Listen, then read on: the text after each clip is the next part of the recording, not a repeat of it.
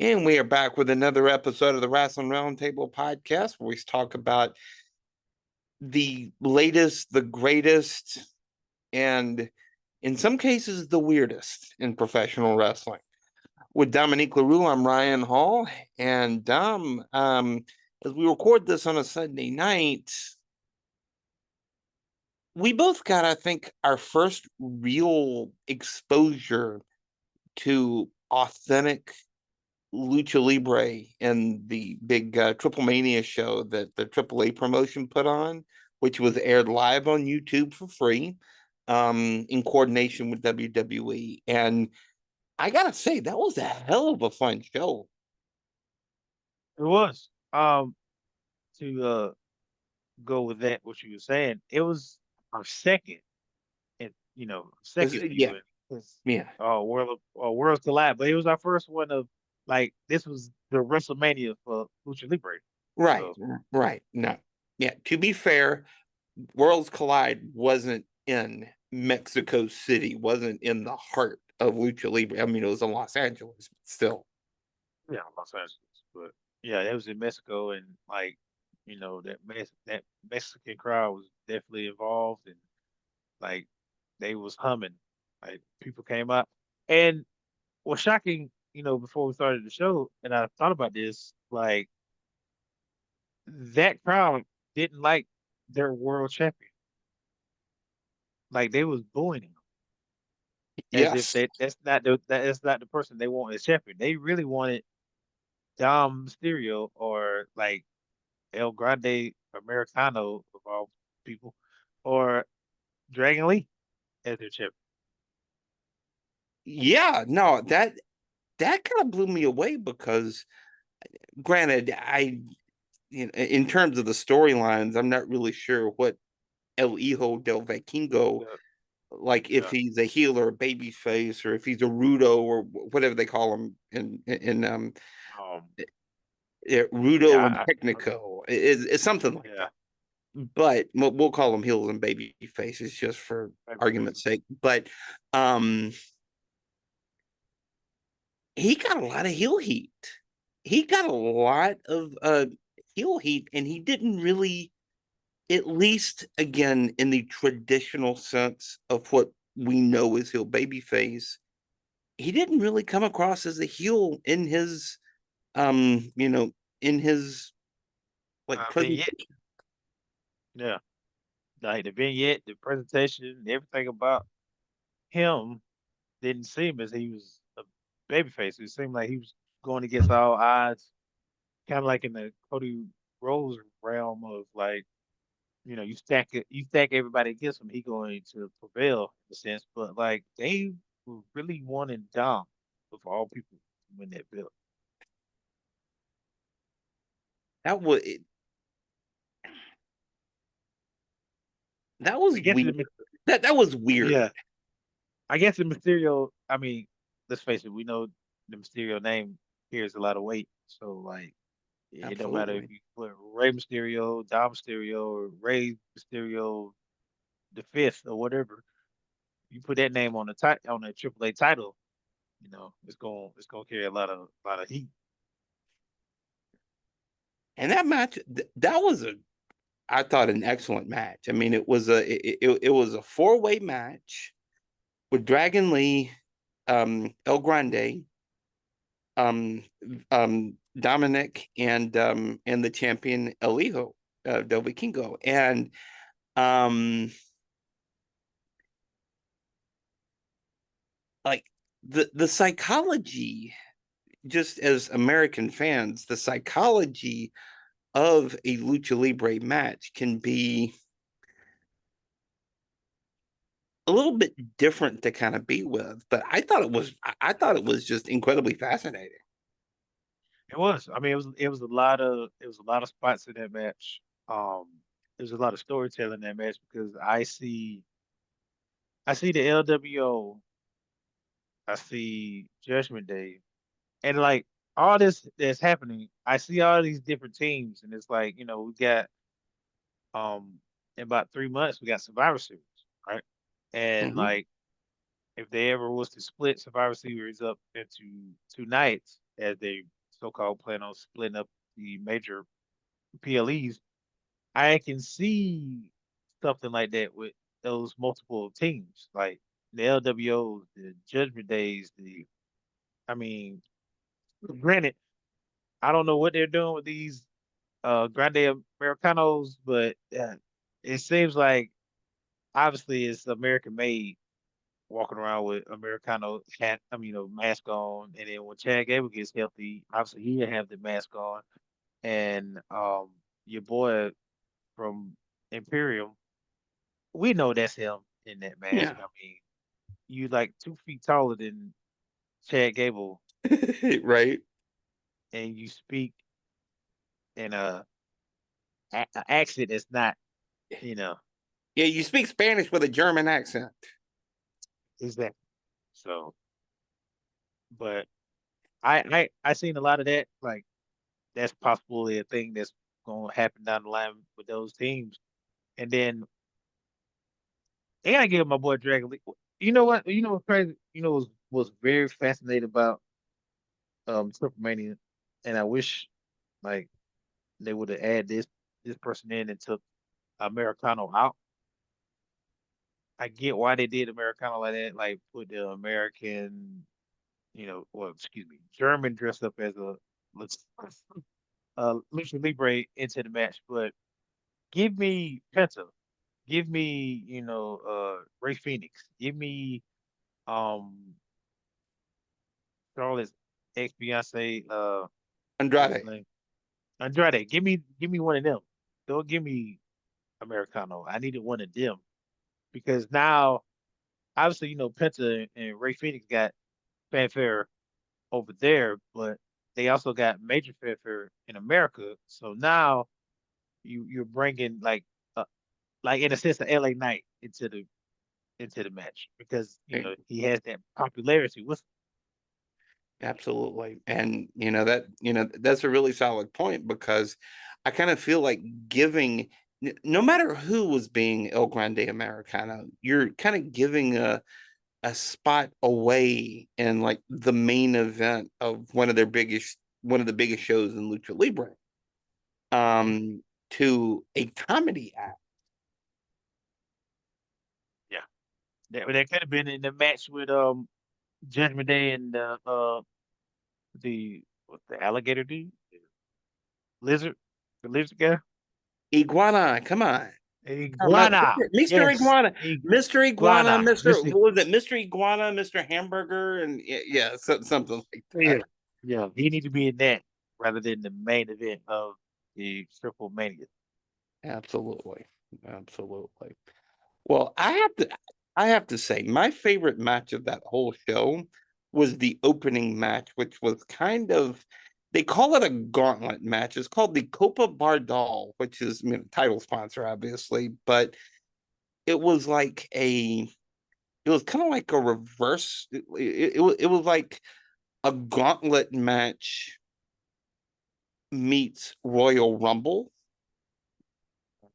where you can get a pinfall, a submission, or an over the top rope uh, um, Elimination. elimination.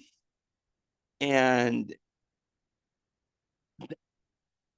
I hadn't really seen that kind of concept before, and I found that was a whole lot of fun.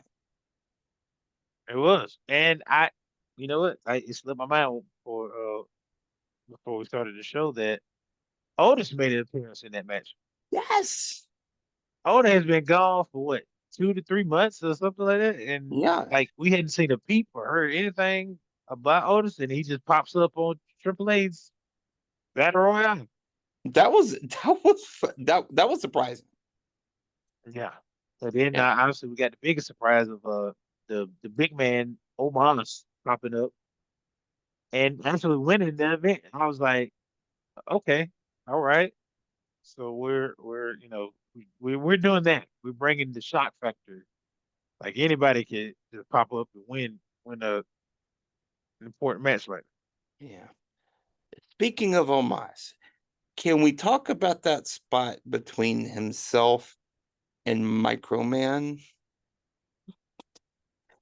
Now, for those who are not familiar, this video has gone just super viral since it went down. Yeah. But Omos, they list him at what 7'3", probably a shoot 6'10". Yep. Yep. But Microman is 3 feet 3 inches tall. I think Hornswoggle was taller than him. Hornswoggle makes that man look tall. I mean,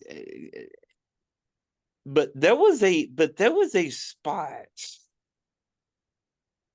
when Omos, like when like Microman was like kind of nipping at his ankles, and Omos couldn't find him, and he finally looked down, and Microman did, whipped himself against the ropes, and then took a big, I would say a big boot to the face, but it was like a half boot to the face. But I just found that whole segment just a whole lot of fun. It was. It was. It definitely that needed to start it off this show for sure because it had a lot of action. It had a lot of like spots where he was just like amazed, and to have Microman come in, it had a lot of comedy in it too, like with the dude, um, the crossdresser, I guess if you want to call him that. He came in and Yeah, he had his spot with Omos. I mean, not Omos. He had his spot with Otis, and Otis, he did his worm or whatever. But it was very entertaining to kick off the show, and then from then on out, it just catch fire from there. Like I didn't see any other match like slowing down in a sense. Obviously, that intergender tag match was kind of, but it was good too. To the fact that I seen the Dean McConnell, I was like, we have never got any word of this guy ever until that night. And I mean, the only person who was freaking out was JBM of all people. yeah. And Corey Graves was like, "What is that? What is that?" And JBL was like, "You don't know who that is?" Like, no, we don't know. Like, Finn has never debuted that dude ever. And don't they already have that puppet on sale at WWE.com? From that very night, Saturday night, they had it posted on, and I'm sure it probably has probably sold out. If I'm not mistaken, it's on sale though. They got it on WWE Shop. Our boy Jeremy pointed it out in our group. WWE will do anything to put something on their shop for somebody to buy. Because I'm talking about that was the first indication ever. We know about the demon, we know about Finn Balor. We know Finn Balor from New Japan Wrestling Prince. What was his name in New Japan Wrestling Prince? What was it? Prince Devitt. Prince. Yeah. Yeah, yeah. So from then on out, all the promotions been in, I have never seen him debut no Dean McConnell. Yeah, just looked up WWEshop.com. Finn Balor Demon Sito replica plush Oh, puppet, Tico. Yeah, Demon Tico. $99.99. Are you freaking kidding Yeah, $100. me? Well, okay. Yep. All right. Well, we're going to proceed to keep going on with the segment of this show, And and let's stay out of that rabbit hole, my friend. yeah, yeah. Lola Vice was nice in that match. Outside of other reasons, but the match was pretty good. I mean, shout out to Judgment Day for getting a dub at Absolutely. Triplemania. And I don't know where they're going with the Iguano man. I really wish I knew that backstory with that lady coming out. Excuse me for not knowing her name, but she came out and chased uh Roxanne Perez out of the out of the building. I was like, what was that about? I kind of yeah, I missed that. I missed the context around that. Yeah, and I guess what Corey Graves said was like she attacked it a Guano man, and like you know, like you don't mess with a Guano man. I guess he's like a level boy in AAA or something. I don't know. I was like, okay, all right. I I'm gonna try to do my best to get more in depth with AAA, but it's definitely gonna take a long time to do that because It is. it's It out is. of my realm. Yeah, Uh, no, it definitely is. Oddly, in that first match, in that gauntlet match, my biggest question is how many La Parkas have there been? Because I thought the La Parka that was famous in WCW, I thought W was he the only one. passed a few years ago. Yeah, that's what I thought. But you know what? It's probably like, well, let me take that back because I was about to say it's kind of like Mysterio's, but I mean, that's a matter you can't just pick up without being related to Mysterio. So the Yeah, Parker, yeah. I guess, I I thought the Parker was the only one in WCW. To be honest, Well, I mean, honestly, so did I mean, I know he, knew that he was an icon in Mexico, but I was legitimately surprised that there is another La Parca out there. all right.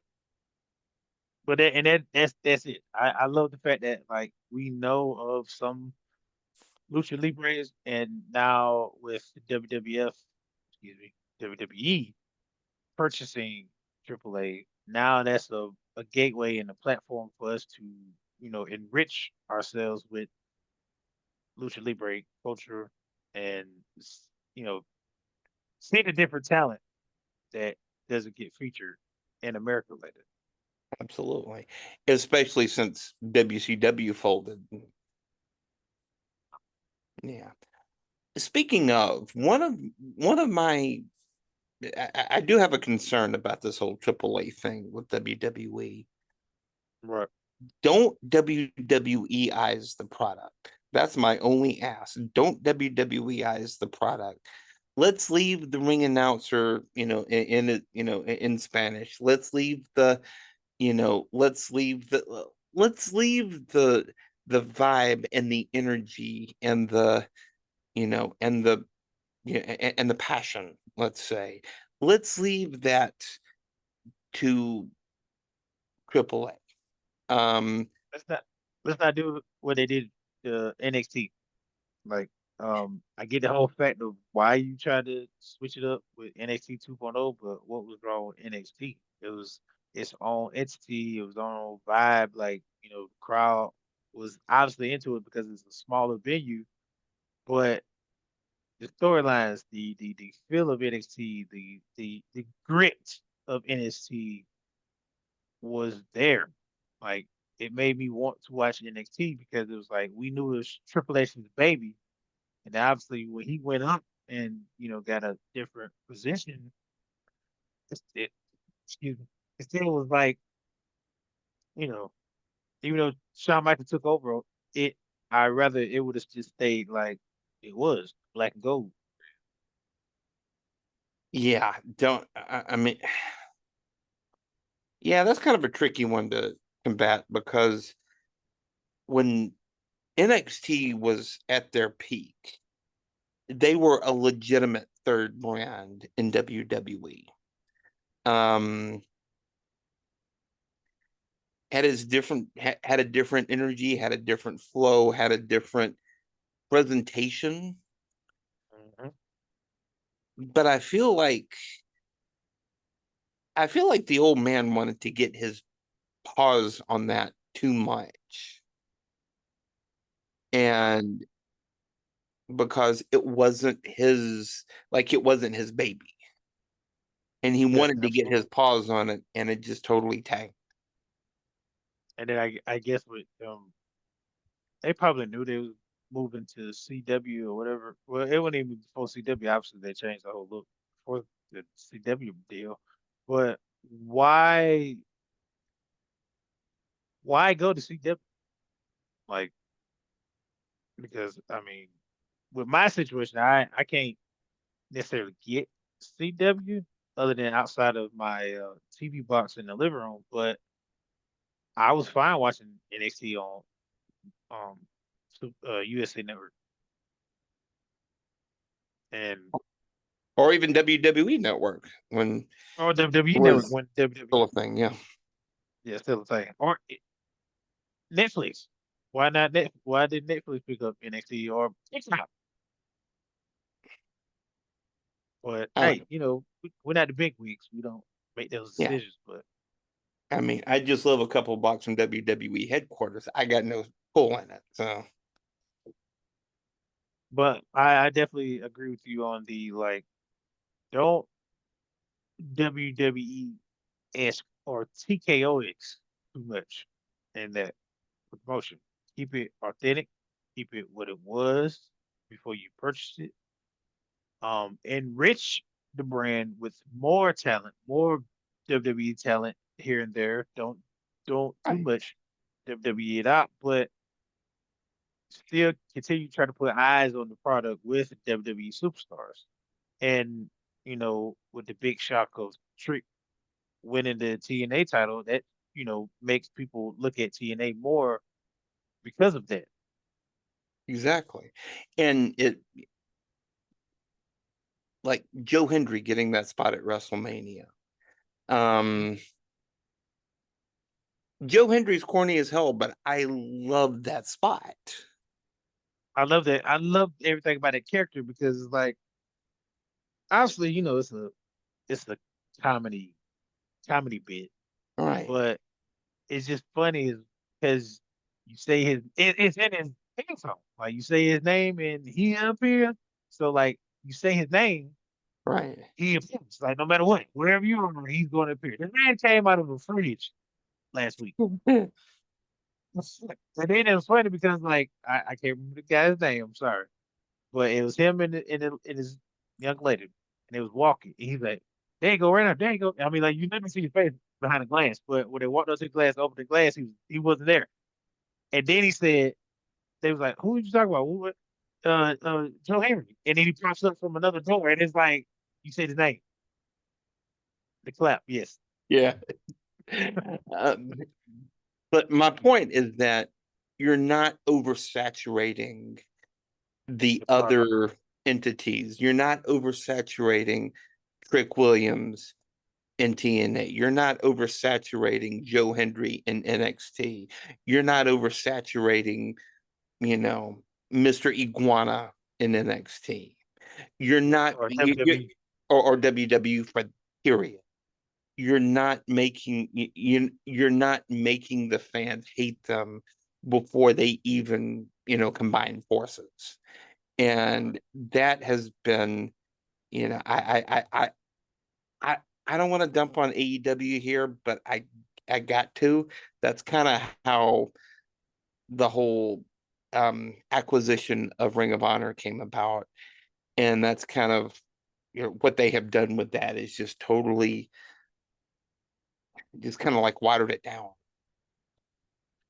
And for the love of God, do not give us the old way of all right, y'all love LA Knight so darn much. You want him to be a world champion. Let's have him win the world title of AAA. No, that's not satisfying. We Oh don't my want him to God, win. no, no, no, We no. don't want him to win that title. He has nothing to do with AAA. Put him either win the NXT title and the world title, the undisputed title, or at least the TNA title. But if you put that man on AAA and have him win that their title or a Latin American title, I will crash out. Thank you. Thank you. Don't don't do it. Please don't do it. Like for the love of God, do not do that. That is so disrespectful. It is by far the like nobody wants that. Okay, Right. it's like putting Jey Uso and let him win the during Latin American title, and he coming over there you at a AAA thing. I mean, he'd probably be over as hell, but it makes Oh, no he'd sense. be Super Bowl. It makes no sense. Right. Like you said, do not cross these promotions like that and just like screw up what they have going on. Like if you want to bring Hijo del Vikingo into WWE, make it make sense. If you want to bring Dominic into AAA, make it make sense. And last night it made sense because It absolutely but makes sense. because Rey Mysterio inducted Conan into the AAA Hall of Fame. Yeah, and Dom is one of the biggest heels in wrestling, and also like he has ties to Lucha Libre wrestling. Like pull pull your talent that has ties within that company that makes sense. Don't be pulling like a Big Show or a darn Braun Breaker because he just want to spear somebody. Like he can spear everybody in WWE all I care, but don't just like his music hits and you hear the dogs barking or whatever, and he comes out and spears the holy hell out of Iguana Man because he just don't like that dude walking around with a sock in his hand. I don't, Or Microman for that matter. or Microman. Yes, he comes out and do the Steiner math and like 33 plus 33 don't mean it's 66. When I'm like what? Like hold on, yes it does. What? Like why did you spear Microman? He was just standing there.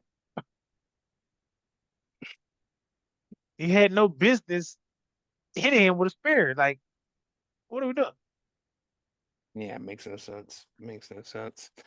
Um, I think one last note I want to hit on the AAA show before we move on to WWE, and that's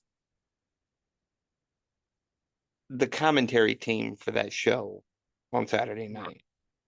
Corey Graves absolutely killed last night. He was just on fire last night as the Babyface lead for sure. commentator on that. And I think that, I mean, first of all, Michael Cole has said Corey Graves is his heir apparent, for one thing. Second of all, if AAA becomes a more regular thing on American TV or American streaming, Corey Graves has got to be the lead commentator. That's number one. Number two, JBL killed it last night. For somebody, for the viewers that are listening, if you remember, JBL was notorious for his JBL persona and all his glory of being the Wall Street guy. And, you know, let's just say he was Donald Trump of WWE because he literally had a vignette where he was outside the Mexican border and he Mm-hmm. had Mexicans like what digging something or they was doing something out there on the Mexican border, and I was like, hey, yo, this is this is like oh yeah, it was in the height of like the John Cena the Yes. world's life. Yeah, John Cena. So Yeah. That might have been around John Cena's first world title win. That might have it been, was yeah. because you had the racist politicianal Wall Street guy, and then you had the guy from Boston that is a rapper slash wrestler. So Italian guy from Boston who's a rapper. I mean, yeah. yeah, yeah. So man, what a But wild time in WWE. facts. But you know, JBL, I don't know if he wants to travel regularly. Um, but he absolutely killed that last night. Now, I can't say the same for Conan. I mean, Something about Conan, his commentary style, I'm not going to say it rubbed me the wrong way. It just did nothing for me. he was like our prototypical play by play. Give a little insight into like the world of AAA as much as like what Corey Graves was speaking. And normally when you have a Hall of Famer talent like a JBL or Conan, it they give you like stories or little tidbits of what they've known, over their years of being a performer and like being in that world and stuff. And Conan was just like he was like one of those uncles that just kick back and uh yeah, that was a nice move right there. Or like what? Like what move was that? And Corey sit there and, like tell it to move and this, that, and third and throw a joke in there or whatever. And Conan was just it's like he's sitting there getting a cheek. That's basically what it's Exactly. Exactly. He just kind of seemed like he was kind of he was, he was cashing a check. And it didn't really, it didn't really give us much atmosphere like. towards what they were doing, towards the storylines, towards the tradition of AAA. Mhm. And like it just didn't provide much to me. And I say this as an old school WCW fan. Back up a armored truck to Mike Tenay. Let that man get involved with this again, because he for a guy, for an American, he brought so much, atmosphere and all that about the lucha libre kind of culture in WCW. That's how I started learning about who Psychosis was, and Juventud Guerrera, and Rey Mysterio Jr., all those guys back in the Monday Nitro era. Mhm. I like WCW was notorious for the cruiserweight and just lucha libre in general. Superstars like Ultimate Dragon.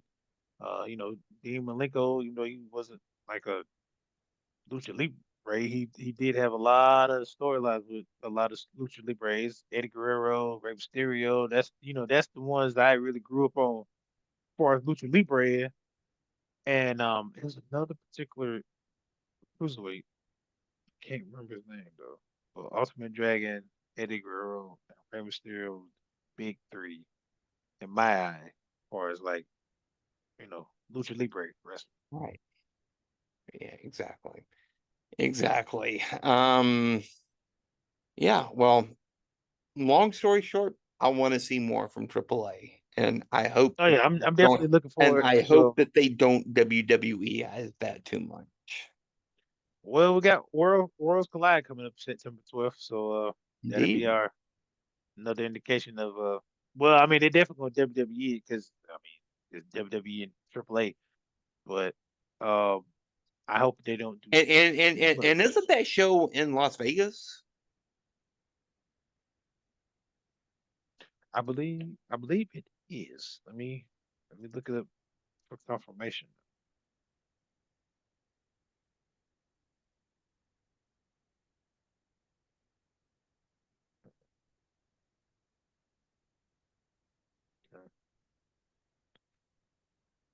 It is. Wait. Oh, okay. It says ticket goes on sale, but the event is September 12th, and it will be in Las Vegas. Yep.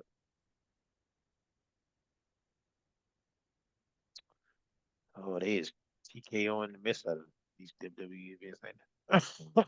Oh boy. Yeah. And at this point, it's going to be Las Vegas is going to be the central point to any major WWE event at this point. I wouldn't be shocked. I wouldn't be shocked if they moved the headquarters to Las Vegas. To be fair, the building that they have right now, I think has got a 15-year lease on it. So it's gonna be a few years. Hmm. Hmm. They probably have one there. They have like the West Coast Yeah, like of the West selling. Coast version of it. Yeah. Yeah, Yeah. because they just opened up that building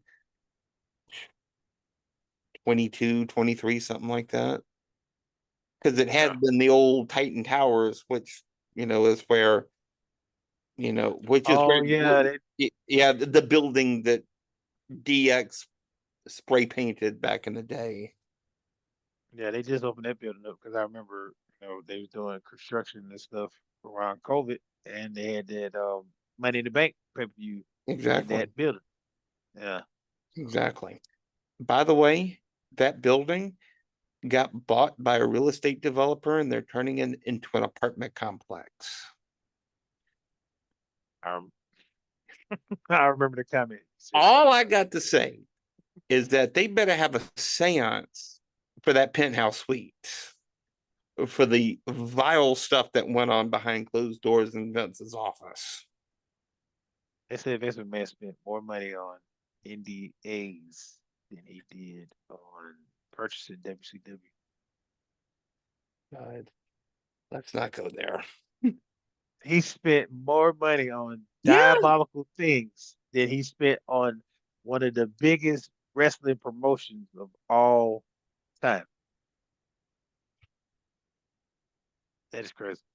That's terrifying is what it is. Kind of makes me wonder how much how much more beneath the surface there is.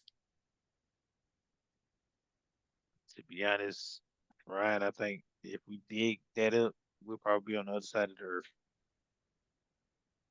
Yeah, if we dig up all that stuff, this podcast would probably get canceled by the FBI or something, and Yes, we'd both be in federal prison or something. yeah. Ah, We'll be doing the show in orange jumpsuit. exactly. And I don't like orange. Yeah, I wear it very, very little. That's one of Don't the look least good. colors. I don't look good in orange. It's not the kind of orange that I could sit with, like a garbage truck workers convention.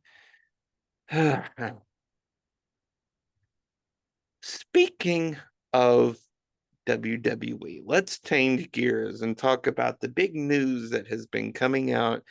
We were kind of blindsided before Raw last week when it came out that Naomi was, they're calling it not medically cleared. They're not saying injured, but that not medically cleared.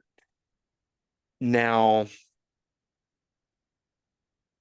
when this, after this podcast goes up Monday night, they're gonna, she's gonna address the audience. Speculation is definitely rampant um, as to what is actually going on. Um, is that I mean, again, it's speculation, but I think it's probably pretty obvious. What's going on. Um, but you had a fascinating take before we started recording. You had a fascinating take on a possible swerve that they could do in the event that Naomi is not expecting a child. And that swerve was it brought me back to one of the biggest swerves we ever encountered in a wrestler potentially leaving for a while or potentially leaving forever. And that was the swerve of a certain Hall of Famer named Mark Henry. The swerve he pulled on John Cena on a Monday Night Raw. As a matter of fact, he came out in that pink suit that is infamous in our eyes as the suit that he, body slammed John Cena in. Mhm. Came out in his boots. He set his boots in the ring. He he played that to the T. I'm talking about he gave a nice speech about his son and his wife, like the sacrifices he had made doing that business and you know, um his wife telling his son that, daddy's coming home and this and that. Got the crowd. I like he was pulling our heartstrings. He was pulling us in, right? Reeling us in. Mm-hmm. Called John Cena out. At the time, John Cena was world champion. Called John Cena out. John came out. He was kind of skeptical at first, but then, like, Mark Henry was laying it on thick, and he was like, I'm retiring, y'all. And they got John, and they was like, holding their arms up in the air. Here comes the world greatest slam, strongest slam, excuse me. And he said, I got a lot more in the tank. And I was like, that that MF, that Joker got us good. It was so good that he got his own wife and son. That's how good it was. He told nobody about that promo. And I remember he did an interview. I think he did it on I want to say he did it on Kurt Angle's podcast. I was listening to it one day, and he said he told nobody. He said his wife was watching the promo. She was in tears. Son was in tears. And when he slammed John Cena, they was in utter shock. They didn't know what was going on. And he was like, I got a lot more in the tank. And that's when his wife called him and she laid it on thick. So my take on it is Naomi will pull the same thing, but not in the same thing as, come out. She may come out in like, you know, caution tape. It's pink or blue or whatever. You know, she comes out of the ring and she gets in and maybe grabs the mic and she don't come in like, the heel Naomi. She comes in like the Trinity. Right. Okay. She gives the Roman speech, when he had announced that he, had leukemia again or Yep. whatever. And, she's like, in life, unexpected things happen. Um, granted, this is one of the things that me and, you know, I don't necessarily think she'll say Jimmy, but just say his name, say his real name. Right. And me and Jimmy was, we wanted to have a family, and I wasn't ready to end my career like this. But when you're bringing in life, you have to make sacrifices, right? Right. And oh man, here we go. She finna announce it. She finna vacate the title. Blah blah blah. And then she calls out Stephanie. And, she laid on thick. Stephanie be like, I'm sorry for the opportunity to wrestle you. Like, I was looking forward to wrestling a young talent like you, and especially in the lights of Paris. That was one of my dreams to, wrestle internationally. Right. But, my family's more important. And then, Stephanie's kind of shocked by that, but is also happy with a big smile on the face. Like, we Sure. human, we get it. Right. Yeah. And then next thing you know, she pulls her in, hugs or whatever, and then hits her with the rear end or something. I don't know, whatever move she wants to use, but that would be the big. Now, granted, if you listen to the show, and it does happen, obviously we put you on game about it. But Of course. also, it still will be the biggest roost to me because, like, it'll play into Naomi's heel persona very well. Um, Stephanie is one of the hottest baby faces we have in the women's division. And for you to do that and like have us sit here a whole week, right? And we already know the backstory of you and Jimmy. Like this goes back way back to like Total Divas. Like y'all been wanting a family. Y'all been like back and forth about this. Like Right. Naomi didn't want kids. Obviously, Jimmy want kids because he's part of one of the greatest dynasties of all time. Like their bare minimum as far as kids is like four, Right. and Naomi's way back. So she need to be getting on that train. So like it's so it worked like real life. Like we don't know if this is true or false. We don't know if she's pregnant or not. Like they've been closed mouthed about it, but like in this sense, it's not like they are keeping this a roost from everybody. Like the Seth Rollins issue, like because Most of us thought he was really hurt, but anybody with common sense, you was sitting here thinking, I don't know, because they ain't really give a date. But with pregnancy, you don't know. Like Right. Naomi could be not. She couldn't. She probably isn't pregnant last week, but then she probably check again this week and she's pregnant. So we don't know. But man, that'd be you talk about some heat. I'm not thinking about the Cody Rhodes match. I'm not thinking about John Cena match, even though this is like his the last run. That match particular, I'm invested in because of you took with my like you took my emotional part with because as a father, I remember I mean it was scary, but at the same time it was like a new journey of like, oh God, I'm gonna have a kid. Now what if she what and then the crazy thing is what she pulls the roost on Jimmy too. That'd be wow. And this whole time I thought she was pregnant. What so that'd Right. be that'd We were be picking out bassinets. Why did you? yeah, the whole week we were best dance and like, I was painting the room, you know, uh, uh, Yeah. a Norfolk floor or something. Like you had me doing nothing for the film. Like, come on, man. Yeah. Yeah. If she pulls that off, that match in Paris is going to have more heat than the back end of a rocket engine. If she pulls that off, that's one of the greatest heel moves of all time. I'm talking about it's killing Seth Rollins. It's definitely killing Mark Henry. Like Mark Henry is still number two to that Mm-hmm. because I mean you just we don't know. We don't know. It is still like I was for certain, like, Seth Rollins is playing this. But like with Naomi, I don't know. Yeah, that's when you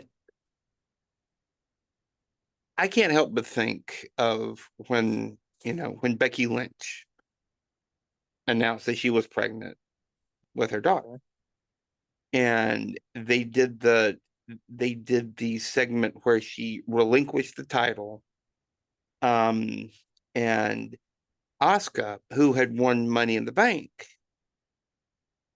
wasn't getting the Money in the Bank briefcase. The belt was actually inside the briefcase. And apparently Asuka did not know that Becky was legit pregnant during that segment. And I mean her reaction was legitimate. And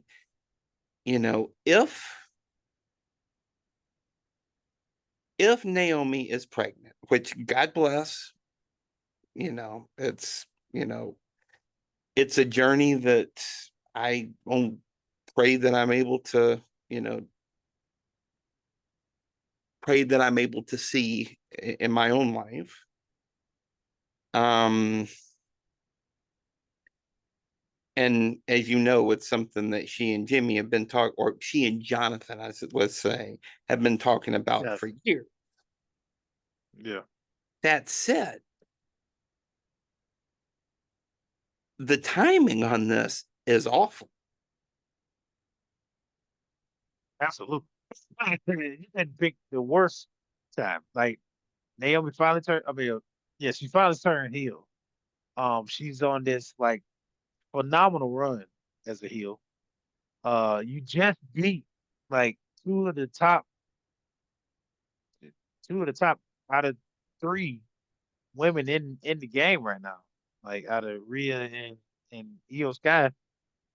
And I mean, like your run is legit. Nobody has nothing against you being champion nor being a heel. Like you're doing phenomenal work right now.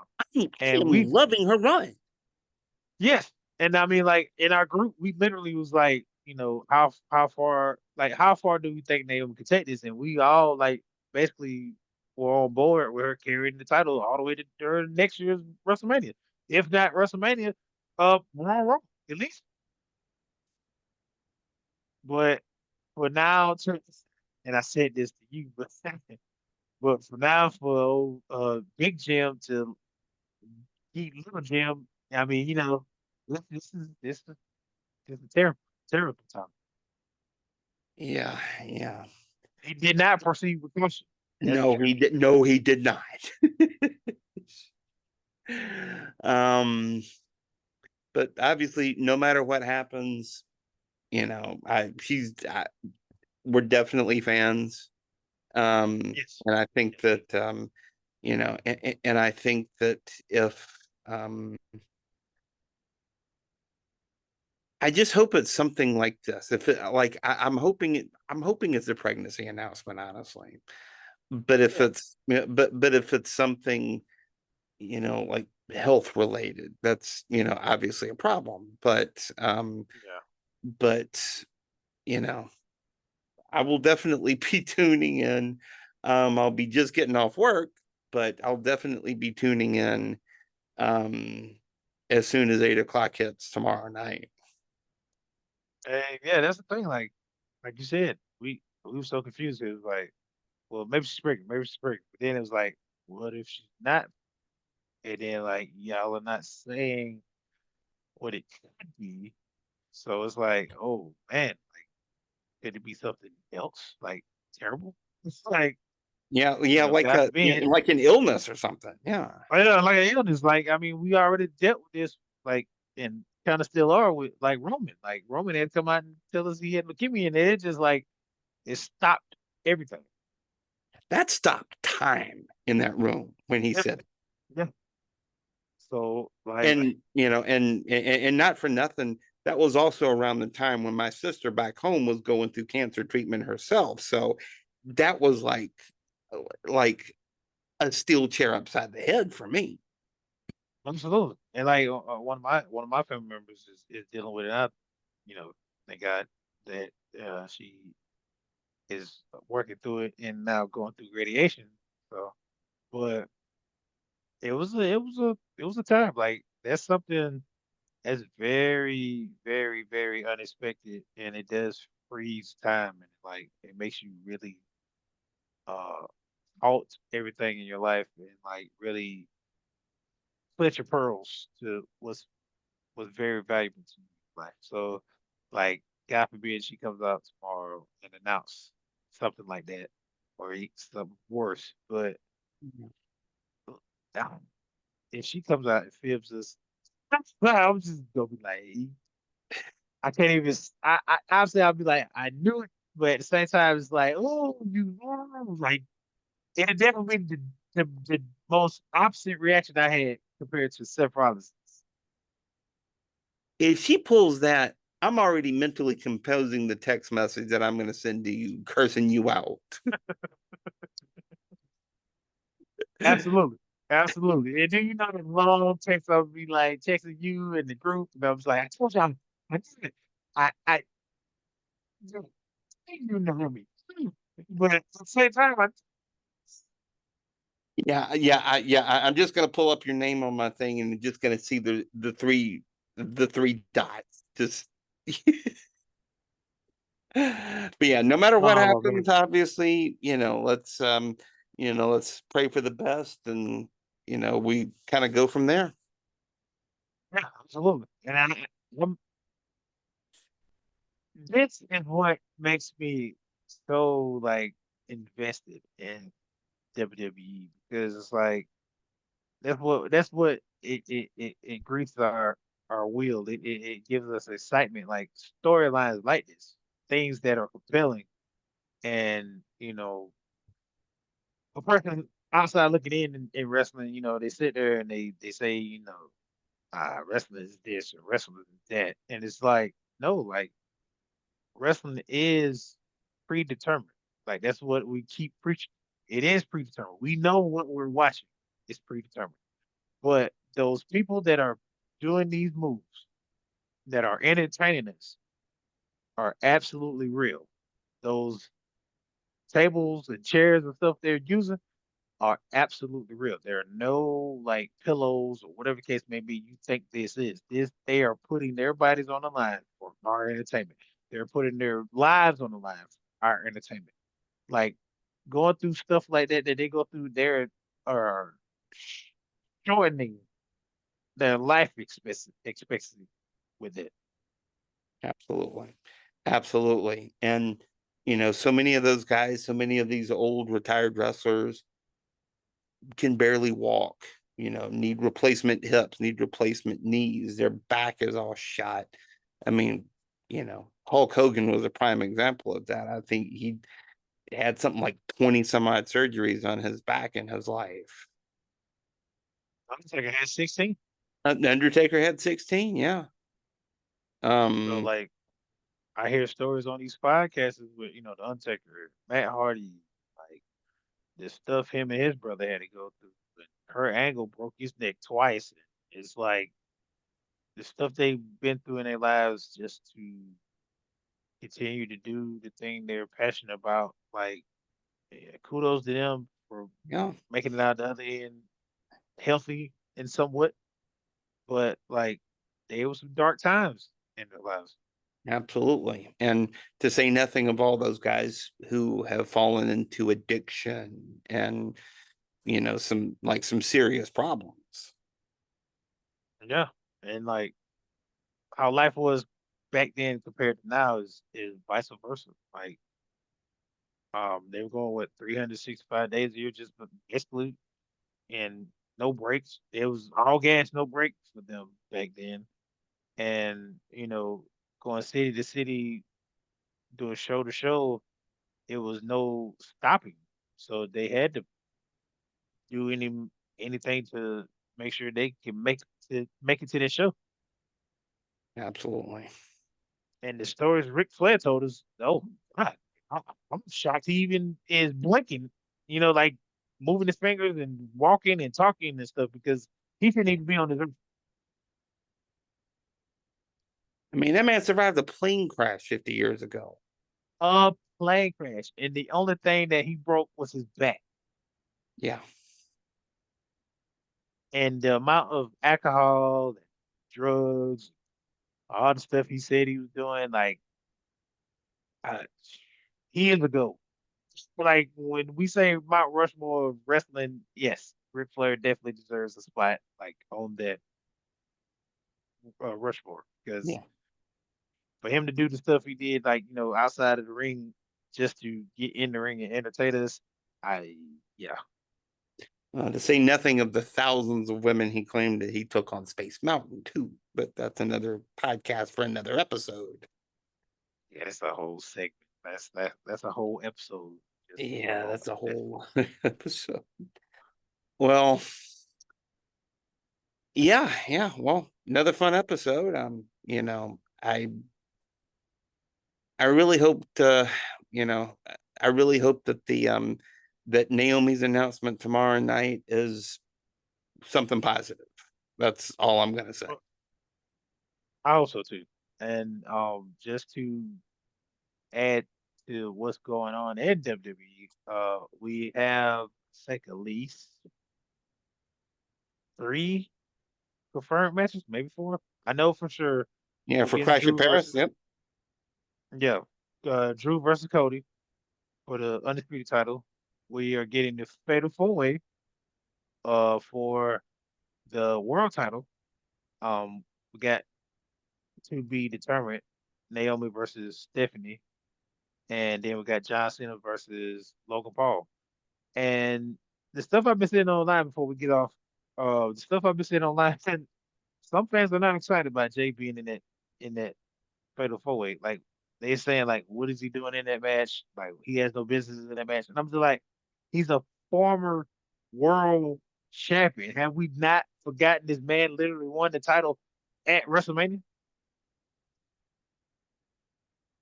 Like he's A one lot of of the people. biggest I mean, a baby lot of faces. people are still salty that he won the title. Period.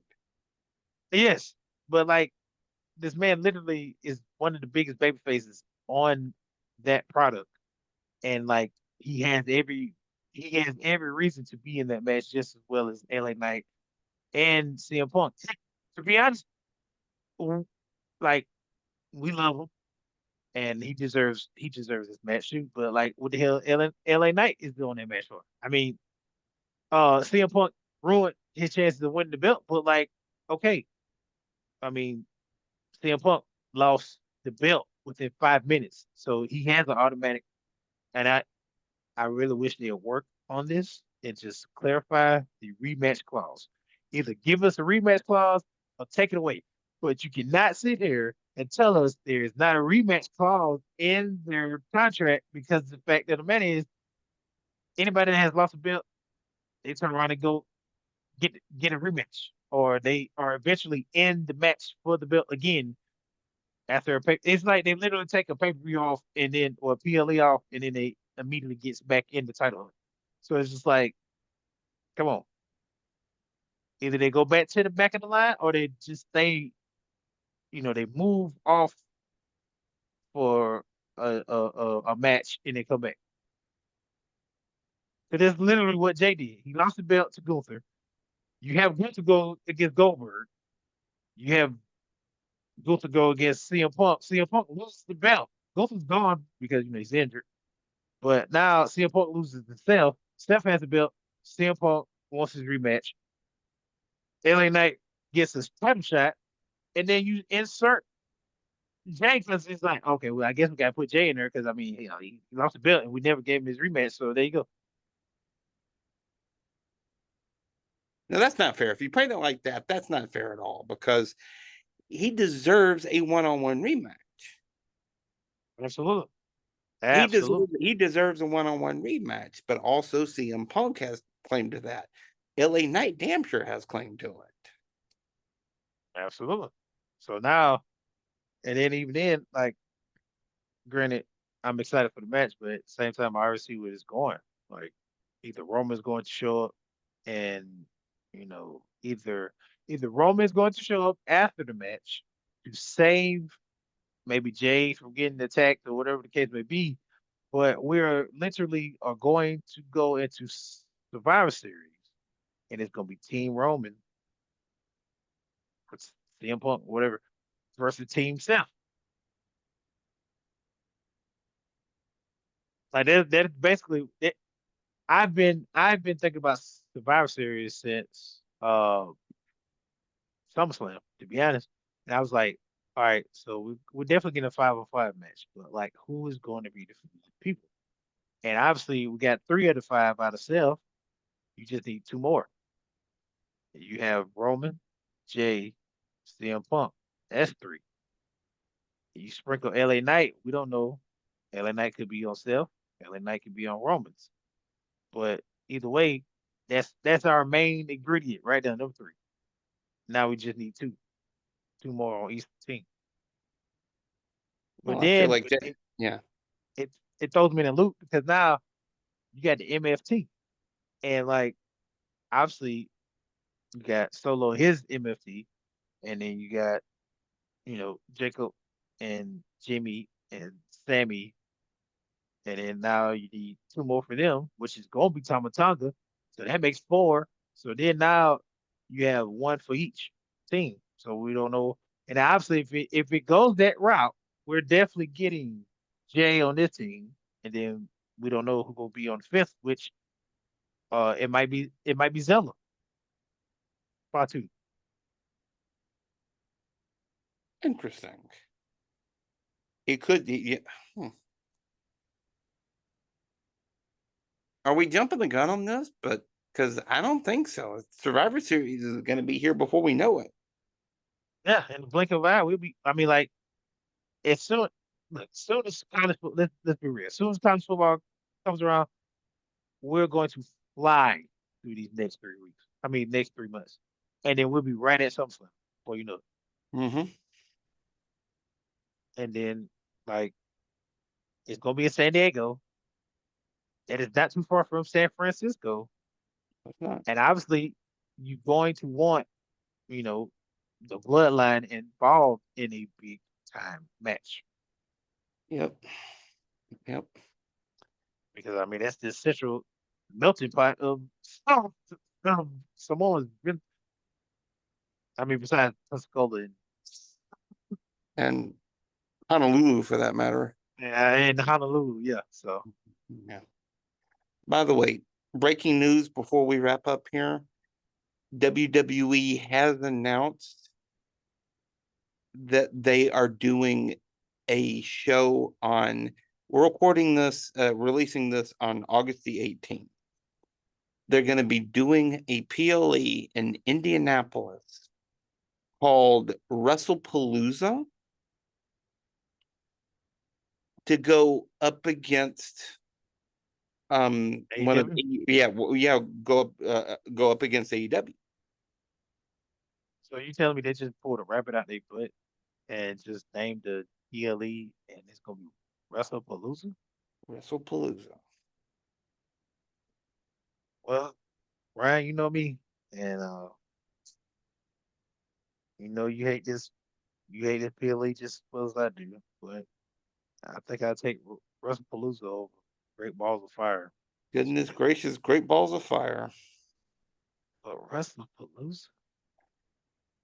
And then you're sitting here trying to compete with, why are you trying to compete with AEW? You already have a whole 30-year run, or just like, you have years of runtime over AEW. AEW is never, ever going to catch up with WWE. It's not like it was with WCW, WWF. I don't understand it. I don't understand it. By the way, Wrestlepalooza, it was actually an old ECW IP. Yeah, yeah. Yeah, it's a lot of the Interesting. yeah. Now let me ask you this: since it was an old ECW PLE, do you believe that it might follow in that same footstep as it? Because I mean, we haven't had what's that pay per view we had where it was like everything was pretty much no DQ matches. What was it called? One night They stand. haven't. Was it One Night Stand or oh well that was ECW, but I'm talking about WWE. WWE used to have a PLE and it was like Extreme Rules. Extreme Rules. yes, we haven't had Extreme Rules in God knows how long. And I don't know if they kind of like scrapped that and just was like, we're gonna fit something in this spot. Could you believe that maybe Wrestlepalooza is possibly it?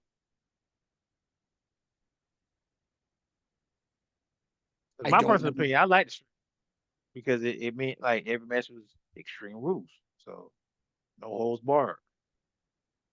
But I guess But also keep this in mind is that Triple H is kind of getting away from these themed PLEs like that. yeah, Wants to get yeah. away from the, wants to get away from the TLC pay-per-view, wants to get away from the, Hell in the Cell pay-per-view. Which I am all for getting away from Hell in the Cell thing pay per view because those particular matches, we are old school, so any stipulation match like that should be for the big payoff between Yeah, two superstars. Yeah, so I get that, but but we at least need to WrestlePalooza, have period. yeah. That's I'm still not feeling that because I still feel like Yeah. WrestlePalooza is like a indie promotion. Exactly. Like I thought when they announced that they were going to be doing this in September, I thought they were going to be bringing back Bad Blood. Yeah, that's what I thought too. Yeah, like they I did last mean, it fall. Yeah. w- wasn't it. Oh well, never mind. I take it back. I was about to say, wasn't aren't we getting a PLE in Atlanta? Which I thought. Oh hell, I can't remember now. It's getting a little overwhelming, honestly. Yeah, yeah, you're right. And like I said, it goes back to our previous episode before talking about the quantity over quality aspect of these PLEs. Exactly. Exactly. Well, it's a lovely note to end this episode on. Hmm. Another good one. Want to do it again next week? This week. All right. Well, that'll do it for this episode. Thank you for watching and listening to the Wrasslin Roundtable podcast. You can find us on YouTube, Apple, Spotify, all the places. And Yeah, follow us on Facebook. If you have any suggestions about where we can go from here, let us know. But until we eat again, for Dom, I'm Ryan. Thanks for listening. Thanks for watching. And so long for now.